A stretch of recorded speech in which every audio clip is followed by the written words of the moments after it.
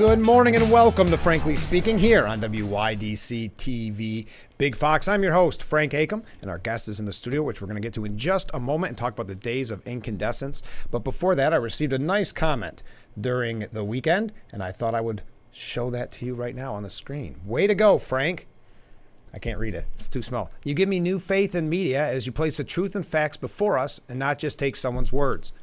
You study facts and put them before the fiction that a lot of the media use. As for the president's speech, it was good to a point, but it was also political to a point. As for all the evil speech and actions, these people are supposed to be educated. Would they expect an off-the-cuff remark if we're against one of their programs? No, and they don't. They jump on everything any conservative says, and automatically they are a racist. I think it's time to throw it right back in their face. They are racist and prove it, by words and deeds. So thank you for that comment. That was a long message, but as always, you can reach out to me. There's our contact information.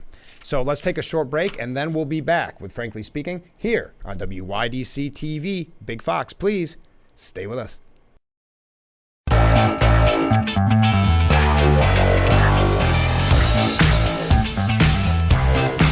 Welcome back to Frankly Speaking here on WYDC TV Big Fox. I'm your host, Frank Acom. We can take that contact information off the screen. I'd like to thank our guest Dave for being on the program. Good morning. Good morning. Thanks for having me. We're talking about the days of incandescence. And yes, for people that aren't aware, what is the days of incandescence? Well, a lot of people are aware of the light bulb. It's pretty much everywhere, right? But it's something we take for granted. Sure. And actually back in 1879 and then again in 1880, Thomas Edison got patents for the filament to make those incandescent lamps. Oh, interesting. But he needed somebody to make the glass and the glass containers. And it turns out that Corning, Flint Glass Company, is the one who actually made those glass containers for the light bulbs. So, we traced back the history. And since 1880, Corning in 1880 was made the sole provider for those, glass containers. Monopoly. For a while anyway. So it was an opportunity for us to kind of really tip our hats to the history here in Corning that's very unique, but also impacted the world. Sure. And then we tied it in together with the supernatural Halloween elements. Of course. Yeah. And that's what I guess maybe I'm confused by. Sure. So it's more people, you'll see people dressed up. Is it? How many days does it go on? Well, this year we've kind of condensed it to 3 days. So it's October 26th, 27th, 28th. So it's this Thursday, Friday, Saturday. Okay. You'll see actors dressed up. So Thursday there's guided walking tours, and they give you kind of the history of Corning through the lens of people who lived in 1880. So they kind of transport you back in time a little bit. So you're not seeing things when you're walking. You are not. Well, you might be, but it's not. That's entirely different. But yes, you're seeing folks who are actually dressed up in costume. They're actors, local actors who are dressed in that period garb to kind of convey that sense of history. So how long has this been going on in Corning? Since we started it right around 2018, 2019, and then had to pause a little bit. So we've been building it back up the last couple of years. What do people need to know that have never participated in Days of Incandescence? Well, there's a nice variety of things happening. So you can do those historic guided tours. You have to sign up ahead of time. Okay. But they kind of give you a little backstory on the history of Corning that you might not know. And that's available for anyone. Okay. There's an adult-friendly trick-or-treat, which is the Libations Crawl on this Friday, from 5 to 9. Right here on Market Street in Corning, there are 12 different locations, 13 craft beverage providers and wineries from the area. Oh, wow. Yeah, so it's a good. Do you have to dress up? You're encouraged to dress up, but you don't have to. Okay. But last year, a lot of people did dress in costume. Oh, that's neat. Those actors, there'd be like 10 to 12 actors in the different shops, kind of telling a little bit about some of the history of Corning. Okay. And it's an opportunity again to go taste. You get a commemorative glass and go around, and it's neat. A lot of fun. Yep. And then on Saturday, the weekend event, we've added it's called a Story Stations. So there's 5 different spots in Corning. Okay. Where kids can go interact with those actors neat. and learn a little bit about the history of Corning, and then kind of get a little treat if they complete all 5 spots. Oh, okay. And then that from 1 to 4, and then from 4 to 8 in Riverfront Park is the actual celebration event, which will have vendors. There'll be food. There'll be live music. There'll be a juggler. The Headless Horseman will be there. Oh, no. So it's a lot of fun. It's a family-friendly event, and it should be a good time. Well, that's what's nice. You've got things for kids and you've got things for adults. Right. Yeah. We tried to have some variety there for everybody. Now, you also have new this year a jack-o'-lantern contest. Tell us about that. Yeah, we did it last year, but we've kind of amped it up a little bit this year, and it's nice. It's a community. The community is invited to create a jack-o'-lantern at home, and then bring it down. And they're at 5 o'clock in Riverfront Park. We'll put them all out and make a really beautiful display, and kind of let the park glow. And then we will award prizes for certain categories. And then at the end of the day, people can take their jack-o'-lanterns back home to have for Halloween still. So that's neat. It's fun to kind of get the community's creativity involved. Last year there were some really cool, I'm sure, options. So people really do amazing with that. Oh, I know. I can't. I know. I've got the triangle eyes. That's exactly what I do, and they're not very pretty either. I find it kind of you're going to light the pumpkins, but it's kind of ironic that it's LED lights only. It is, but that's a safety thing. Yeah, really, no, I know. But it is kind of ironic. So what other events? We've mentioned, I think, a lot of them, but is there anything that we're missing? I know there's a farmer's market. Yes, there's a farmer's market this Thursday, so it's themed. So a lot of the vendors will be dressed kind of, old-fashioned. Old-fashioned, yeah. And there will be live music during the farmer's market from 11 to 1. Okay. Annie Oldtime will be playing then. There's also live music during the libations crawl from 5 to 7 in Centerway Square. Oh, okay. There are a couple parts to this. This Thursday there's actually a cemetery tour that the Arts Council's put on, but that's already sold out. Okay. So well, too late for that. Yeah, then. but then there's a ghost hunt, special behind-the-scenes ghost hunt at Heritage Village. It's 3 hours long. And they kind of take you in places at the museum that you haven't been before. Oh, interesting. That's led by the Paranormal Society of the Southern Tier. So past.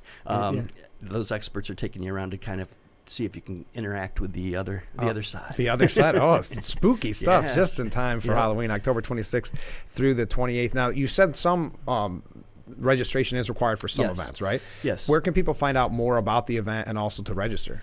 So the easiest way would be to go to exploresteuben.com. Okay. And then under events, the Days of Incandescence, everything is listed. Okay. You can also go to daysofincandescence.com. That's what we have up on the screen. Yeah, we have that up on the screen, though, for people to see right there. That has everything as well. So the libations crawl, the historic tours, you're going to need to get tickets for those, as well as the ghost hunt.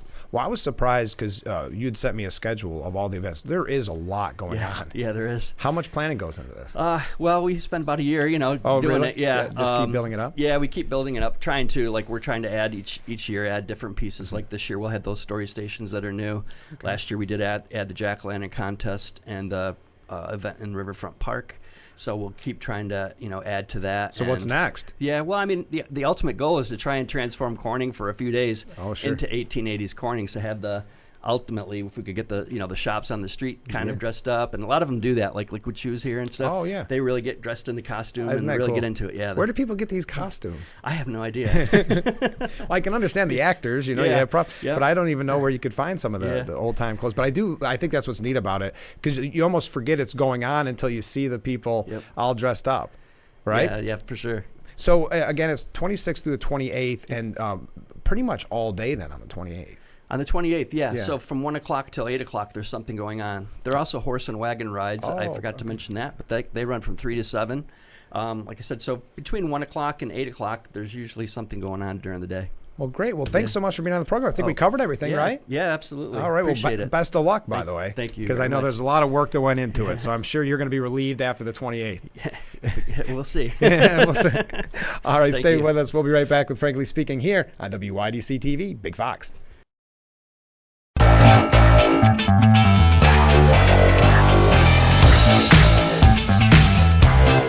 Welcome back to Frankly Speaking here on WYDC TV Big Fox. Thanks so much for joining us. We really hit the ground running this morning with our guests, and I know I didn't cover everything as I normally do because we are broadcasting live from the Hesselson studio, and I am your host, Frank Acom, and I'm so glad that you've joined us this morning. We do have a lot to talk about with Israel. We're also going to talk a little bit about the speaker's race. What a mess. We'll talk about that. Few maybe presidential issues as well, but I had some people reach out. Yes, it does sound like a fun event, and thank you again to Dave for being on the program. The Days of Incandescence, October 26th through the 28th, and I saw some of the people dressed up in costumes the other day. Must be promoting the event. So it is a fun one. I asked how old it was because I remember when it first hit, but I was thinking it was older than 2018. That's amazing. Time flies. Okay. Hezbollah has stepped up their attacks, according to the IDF, sparking fears of a wider conflict. Fears mounted Sunday that the Israel-Gaza war could swell into a wider conflict amid rising cross-border attacks on Israel's north from Iranian-backed Hezbollah militants in Lebanon and expanding Israeli airstrikes across the region. During a visit to soldiers in northern Israel, Prime Minister Benjamin Netanyahu warned Hezbollah that it would be making, quote, the mistake of its life if it chose to enter the conflict. We will cripple it with unimaginable force, saying the result would be devastating for Lebanon. Now, Herzog has confirmed, and I think I might have that up on the screen, but maybe not. Let's see. I do not. Aha. Oh, that's a different story. But Israel's President Isaac Herzog has confirmed a report that the IDF found, this is very scary, folks, and I'll put that up on the screen, found a USB key with instructions for producing a cyanide dispersion device, chemical weapons, on the body of a Hamas operative who participated in the October 7th terrorist attack. Herzog told Sky News, quote, this is how shocking the situation is, where we're looking at the instructions that are given on how to operate and how to create a kind of non-professional chemical weapon with cyanide. So we're going through some of the updates for you relatively quickly. Again, a cyanide dispersion device. This finding points to an intention by Hamas to use chemical weapons as part of its terror attack against civilians, a cable sent by Israel to its embassies read. Now, there's a new elite, and we're going to go through a lot of things quickly. I hope you don't mind, but I wanted to get you updated, up to speed from when we left off Friday. There is a really interesting piece by the New York Post. There's a new elite Israeli unit, that's going to hunt down every Hamas terrorist that was involved in that terrorist attack, in that sneak slaughter, as the Post puts here. An elite unit of Israeli agents has been formed to hunt down every Hamas terrorist involved in the heinous October 7th attack on the Jewish state, according to reports. The specially selected members of it's called Shin Bet, Israel's version of the FBI, will function independently from other units targeting high-ranking terrorists. The new unit will specifically target members of the Special Hamas Commando Group, which is believed to have pulled off the attack that slaughtered hundreds of innocent Israelis along the country's border with the Gaza Strip. Now, the Sun out of the United Kingdom put together the 6 terrifying steps that could see Gaza spiral into World War III.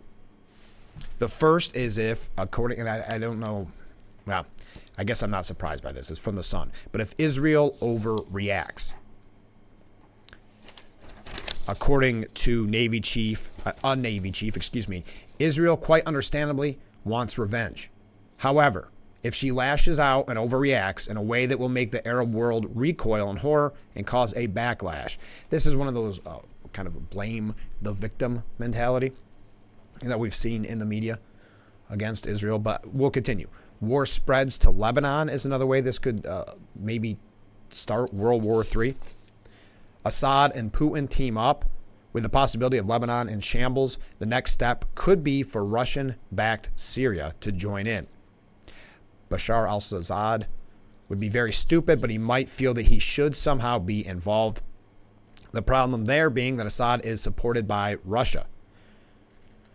Finally, and these are, I think, the 6 steps that will lead to World War III, not finally. A war with Iran, a nation hell-bent on destruction, believes Iran could try to use her ability to inspire terrorism in other countries to provoke attacks on Israel.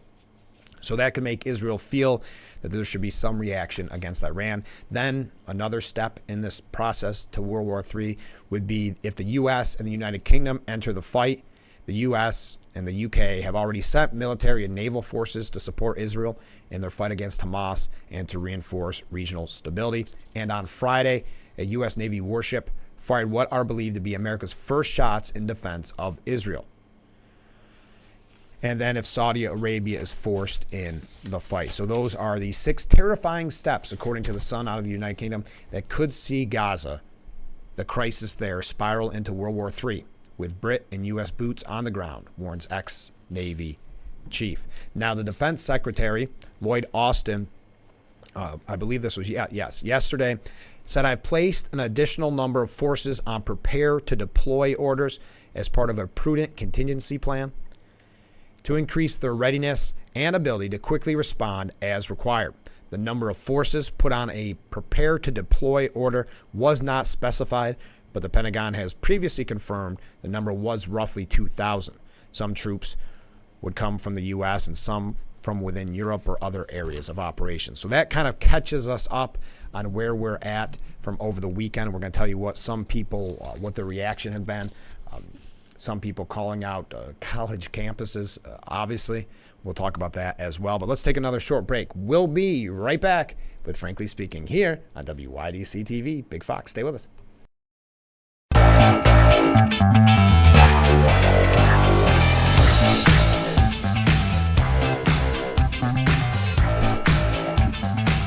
Look at that beautiful view of Marcus Street.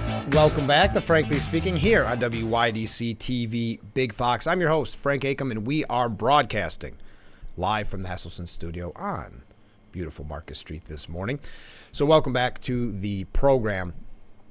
Talking over the weekend, Senator Mitch McConnell, the Senate Minority Leader, said on Sunday that he deemed China, Russia, and Iran the new axis of evil amid wars in Ukraine and Israel. You have to respond to conditions that actually exist that are threats to the United States, said McConnell. He also said, the Iranians are a threat to us as well, and so this is an emergency. It's an emergency that we step up and deal with the axis of evil, China, Russia, Iran, because it's an immediate threat to the United States. And we've talked about the threat, the very real threat. China, I know China, sent some warships as well. McConnell said, the question is America going to lead? I think the Biden administration sent the wrong signal, and they had the disastrous withdrawal from Afghanistan. I think that was likely a green light to Putin to go into Ukraine. And we see that Iran, principal sponsors of terrorism, sending drones to the Russians and attacking Hezbollah. And in this particular situation, Hamas attacking the Israelis with drones. So it's all connected. You can't separate out one part and say we're only going to deal with this. It's all connected. We know which side they're on in regards to China's stance on the war, adding we need to view that as a worldwide problem. Now, according to Fox News, to tie this into the political world, Jewish Americans could show, quote, significant change in their voting style, if you will, and support Republican candidates in 2024. Elected politicians' stance on Israelis' war against Hamas may push some Democrat-leaning Jewish American voters to reconsider their choices in the 2024 election.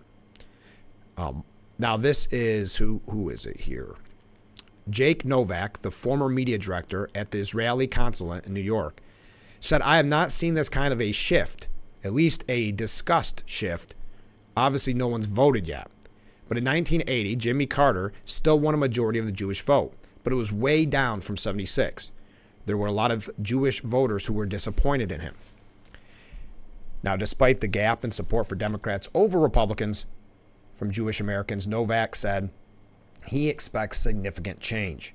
I don't know if any of the Jews will vote for Trump next November, but I think as far as congressional candidates, there's going to be a lot more Jews voting for Republican candidates and or people who may primary some of the Democrat candidates who have let them down.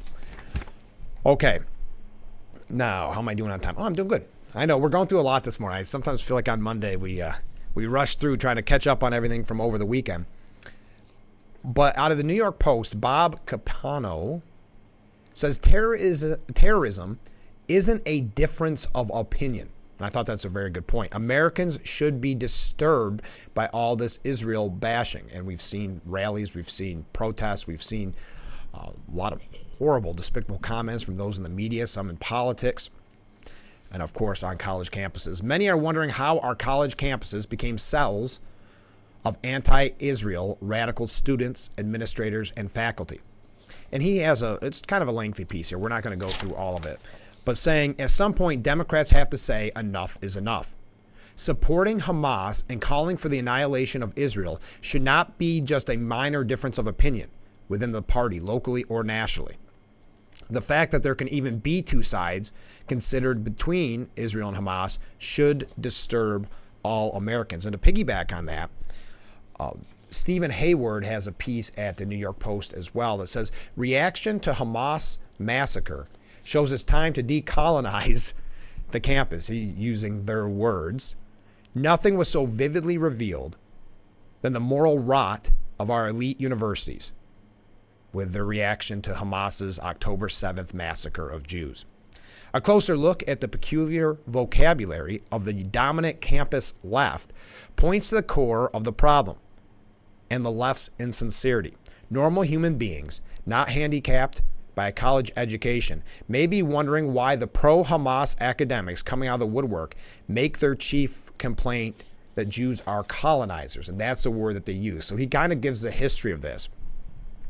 But the basic premise of our universities, says Hayward, is that if your ethnic group is statistically overrepresented, that's a term that they use, then you are de facto an oppressor.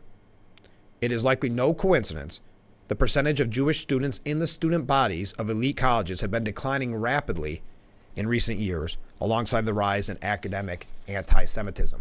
And it has been startling, just the hate that we've seen for Israel, whether it's in the media, whether it's in academia. You have individuals like that guy we brought to you on Friday that was tearing down posters of hostages from Israel. And he said he was doing it in the name of peace. And you've also got to add to this, where are the celebrities that are always so quick to get on any political issue and virtue signal and go on their Facebook or their Instagram and to show that they care the most? Disturbingly silent in this case. And like that other piece said, there is no two sides to this. It's abhorrent to think that they make the argument that there is two sides. But I'll continue. It is good some major donors to elite universities are publicly ending their financial support. We had a lot of those stories for you last week. But it is unlikely to be enough to end the campus rot. Only one solution will work. Close all the radicalized Middle East studies and, quote, critical theory departments that are hothouses for this noxious ideology, and eliminate the faculty positions typically held by mediocre professors in the first place. In other words, decolonize the campus. I thought that was a very good point. I know we've all been talking about that extensively because it's so disturbing to see the hate that is being spewed by the quote-unquote elite. And think of what these students are paying for this education just to be taught essentially anti-Semitism. Now we have to take another short break. We're going to move away from that topic. We're going to talk about the speaker's race when we come back. But first, one last thing about this. Biden must reverse course, according to the New York Post, on letting Iran sanctions lap, or you'll end up watching weapons pour into Gaza and Russia. Washington and its European allies just declined to prevent the expiration of UN missile and drone penalties against Iran. That decision will likely spur more missiles and drone testing, production, and proliferation by Tehran, with direct implications for arming terrorist groups attacking Israel and Russia's ability to wage war against Ukraine. The Biden administration must rectify this own goal and work with Europe to restore those critical embargoes. So you can find that whole piece for yourself by Andrea Stricker, at the New York Post. She is a research fellow and deputy director of the Non-Proliferation and Biodefense Program at the Foundation for Defense of Democracies. All right, let's take that short break. We're going to talk about the new candidates that have thrown their name in the hat, or however you want to call it, for the speaker's race. We're going to tell you what some have been saying about that. I do have a couple things here about Trump as well. As always, you can weigh in. I do want to highlight one event. I brought this up to you last week. But coming up on Saturday, it's Trunk or Treat from 2 to 5 p.m. at the Monumental Baptist Church. That's 1009 Maple Ave, in Elmira. So I wanted to mention that to you. We'll take that off the screen now. So stay with us. This is Frankly Speaking on WYDC TV. Big Fox will be right back.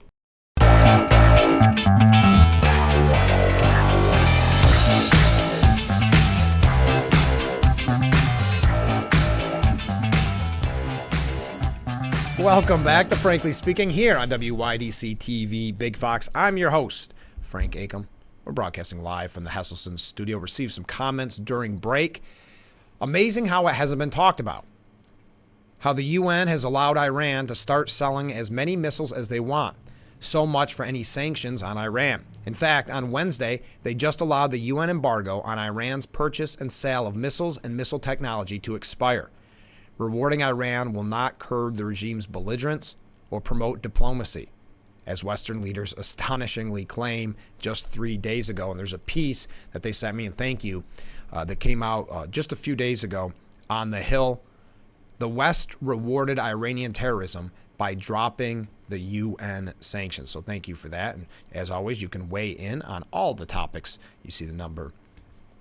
Oh, here's a good question. Why is the United States even part of the United Nations? Great question.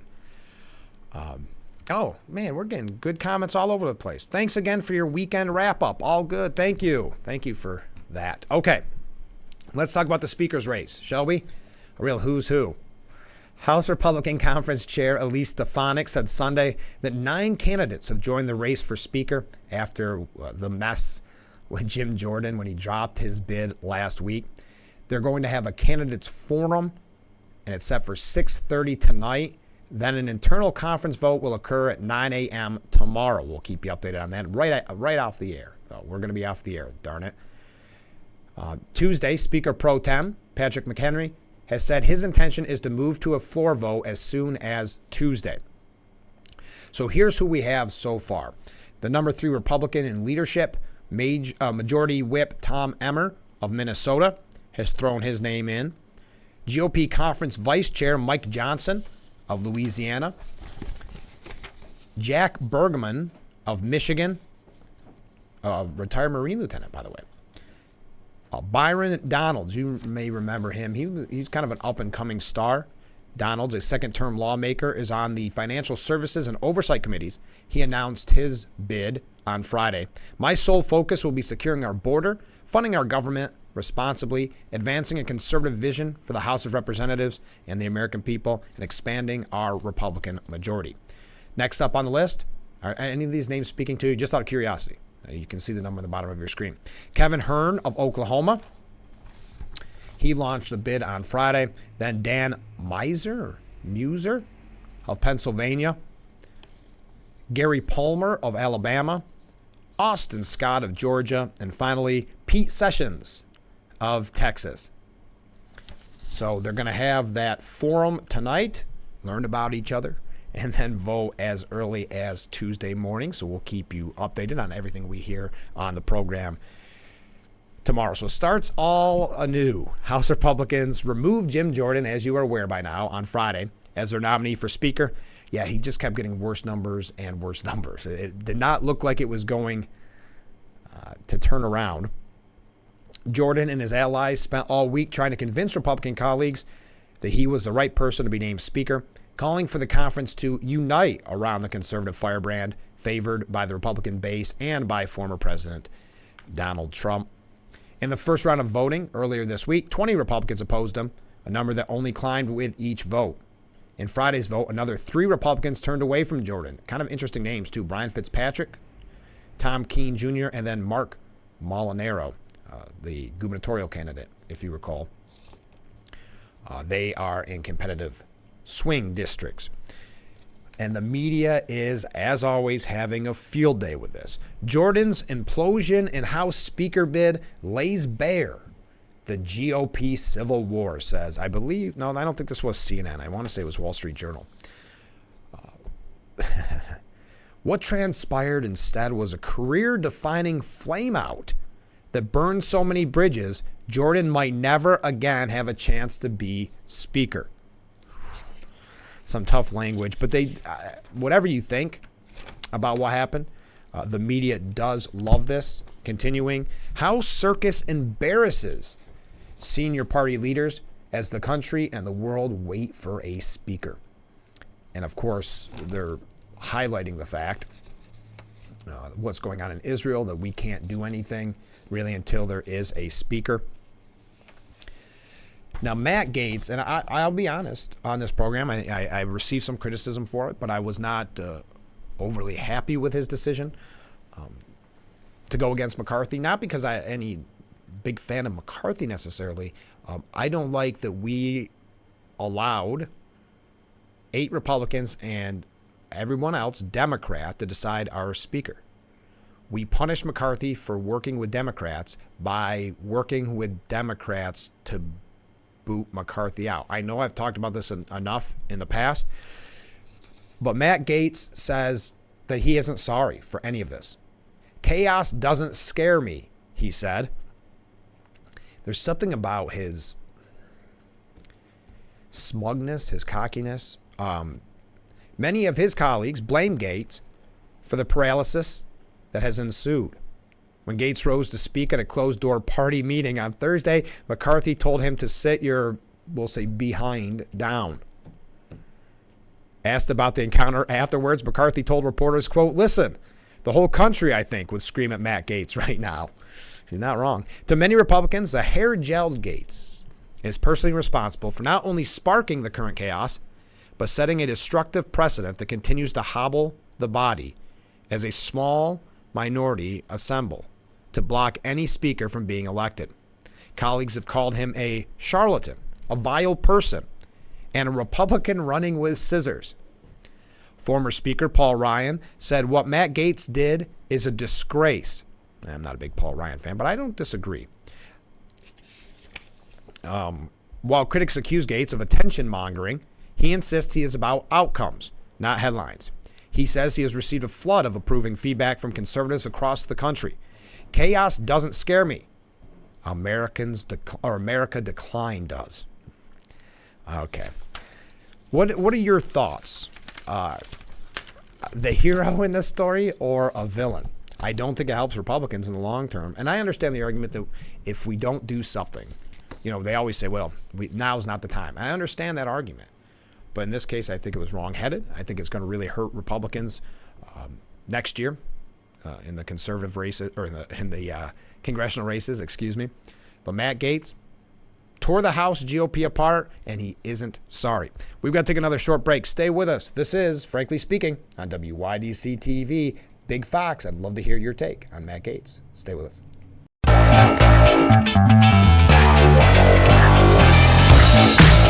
Welcome back to Frankly Speaking here on WYDC TV, Big Fox. I'm your host, Frank Acom. Thank you so much for joining us. I don't know if you could get more news packed in an hour if we tried.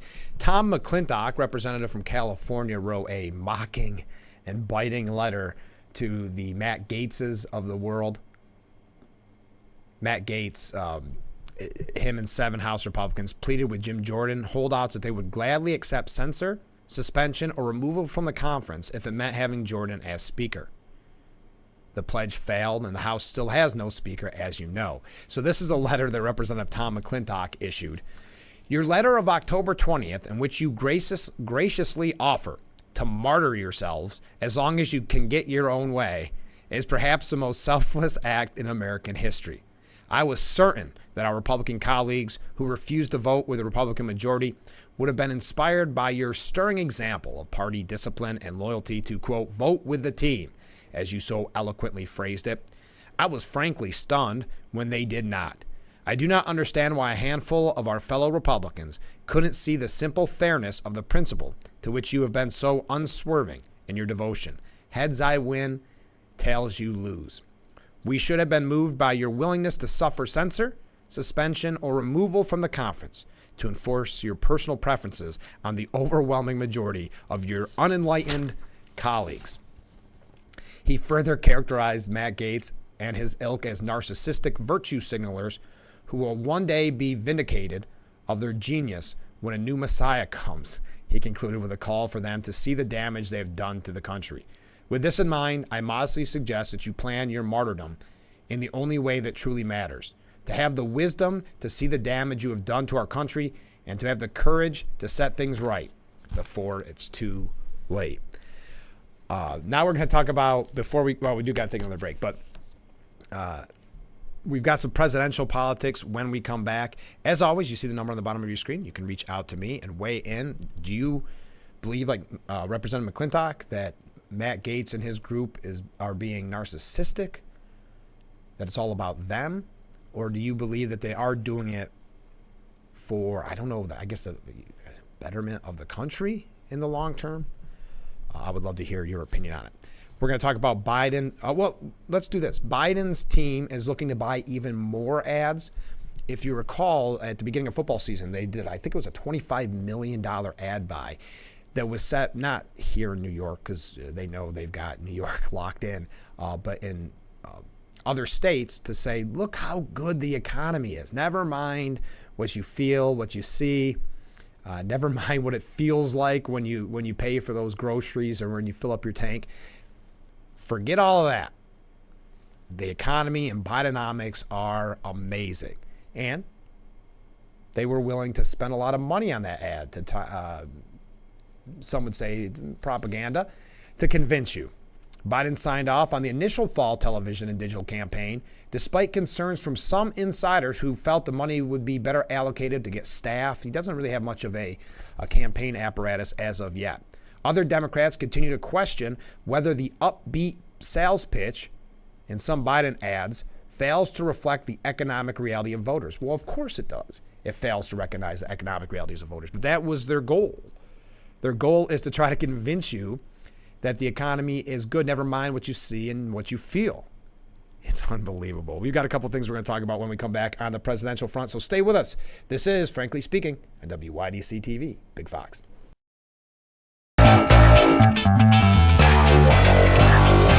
And we are back with Frankly Speaking here on WYDC TV, Big Fox. I'm your host, Frank Acom, broadcasting live from the Hesselson studio on beautiful Market Street in Corning. You just saw our Market Street camera. We do have to take another break before we wrap things up. But Dean Phillips, do you know that name? Me either.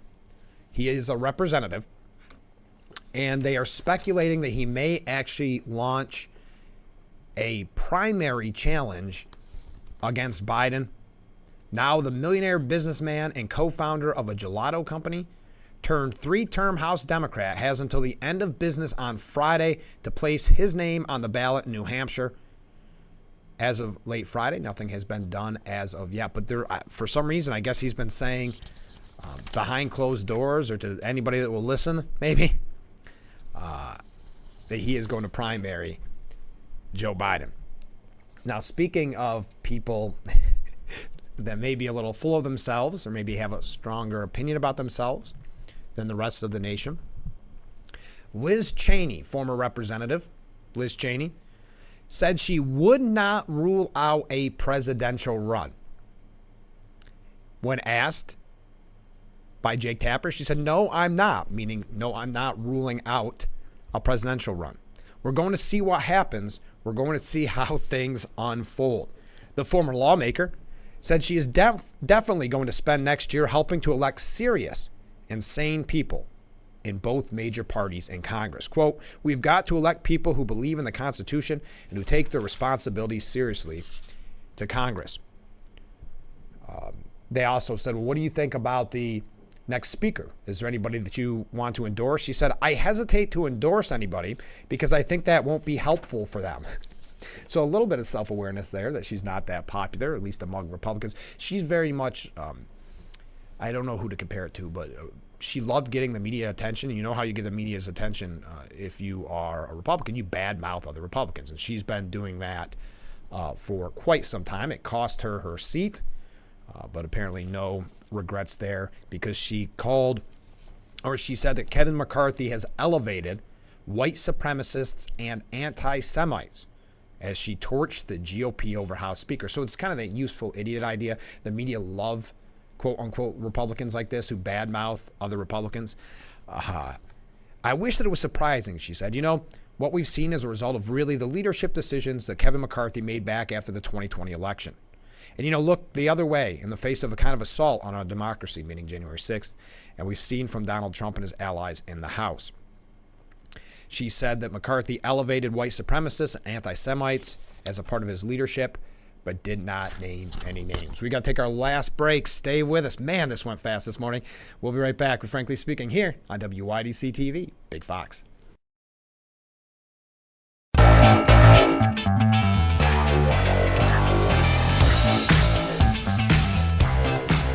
We are back with Frankly Speaking here on WYDC TV Big Fox. I'm your host, Frank Acom. Talking presidential race here for just a moment. Nikki Haley is now dead even with Ron DeSantis. Now, they want to make this a horse race, but if you look at the numbers, Trump has such a astonishing lead that it's really unnecessary to who we even talk about in second or third. DeSantis, 45, and Haley, 51. Both scored 8% apiece, while former President Donald Trump dominated with 59% support. That's coming from Emerson College. All other candidates hovered in the lower single digits, like Chris Christie, Mike Pence. A lot of people are speculating that Mike Pence's run may be over very soon. And Vivek Ramaswamy, they all nabbed around 3% support. Now, tying into really former President Trump's talking points, have you seen this lawsuit to block him from being on the ballot in Colorado? It survived even more legal challenges. A judge has rejected 3 more attempts by former President Donald Trump and the Colorado GOP to shut down a lawsuit seeking to block him from the 2024 presidential ballot. They're using the 14th Amendment, suggesting the insurrectionist ban. Doesn't this play exactly, and it was Judge Sarah Wallace who decided this. Doesn't it play exactly into what he said, though? Because I know we talked with the former Congressman Joe Semplinsky about this. You may not like Trump. You may not like him at all, but you may hate the deep state, to use that term, even more. To make it with these elites, and this is the Democrat Party doing this, but these elites saying you don't even get a chance to vote for who you want. They don't even want to give you that opportunity. Doesn't that exactly play in to Trump's talking points, that everybody is out to get him, that the deep state or the elites are out to get him? Sure looks it to me. All right, we are out of time. It just blows my mind. Anything they can to make sure that we can't vote for the former president. Hard to believe that show went so quickly. Thank you to everybody who reached out. Thank you to all the comments. You can reach me after the program as well. You see the number on the bottom of your screen. Either leave me a voicemail or text me after the program. 24/7. You can call that number or text. Thank you again to Dave, who stopped in the studio to talk about Days of Incandescence. That's happening on Marcus Street and in the Corning area, October 26th through the 28th. You can find out more at daysofincandescence.com. Have a great day, everyone. We'll be back tomorrow morning with Frankly Speaking, starting at 7, only on WYDC TV Big Fox. Have a great day, everyone.